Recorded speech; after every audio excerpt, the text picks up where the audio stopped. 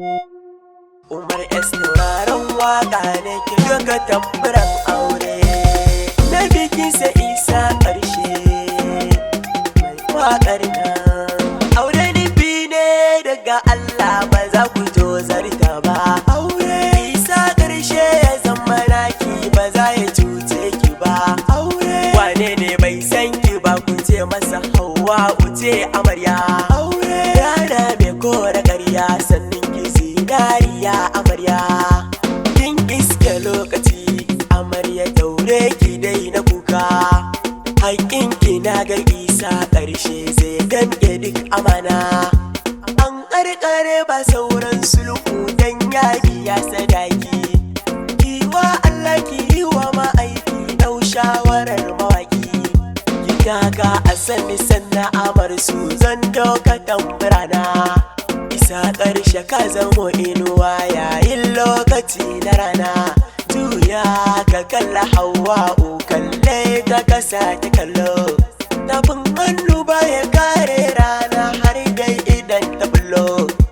Hauwa'u kin zamo fitila kuma mai ba mu duka haske. Da rana muke neman na halali, dare tafiyar fatake.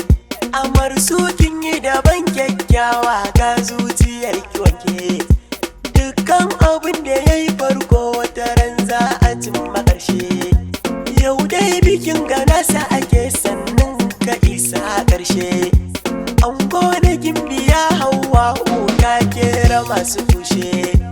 Amarya ba kya faɗa da kowa, amarya ba kya fushi da kowa.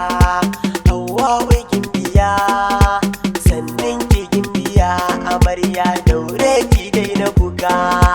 Isan gana ki ne mai waka, Isa ƙarshe mawaki. Yau dai kunya aure, hakina ki za ya kare. Sannan ki gimbiya Hauwa'u, sannan ki jaruma. Amarsi yau lokacin ki ne, amarsi yau lokacin ki ne.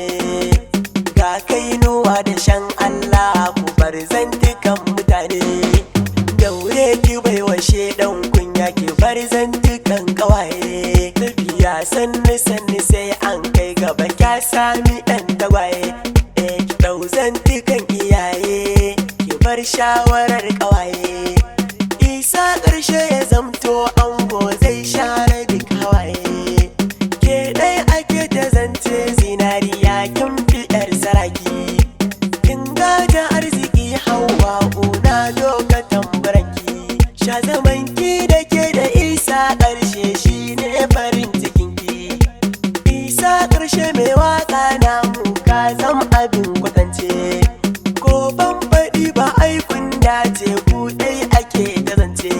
Alasa albarka cikin aurenku, a haka nasara ce.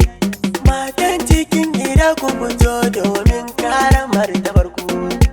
Yau ne ake bikin Hauwa'u, don ce a gare ku. Ke gimbiya ki saurare ni, ki ji zantukana. Aure kika yi ba mutuwa ba, ki masa so da ƙauna. Zan so ki nuna ƙarko, ke ɗaya ce da farko.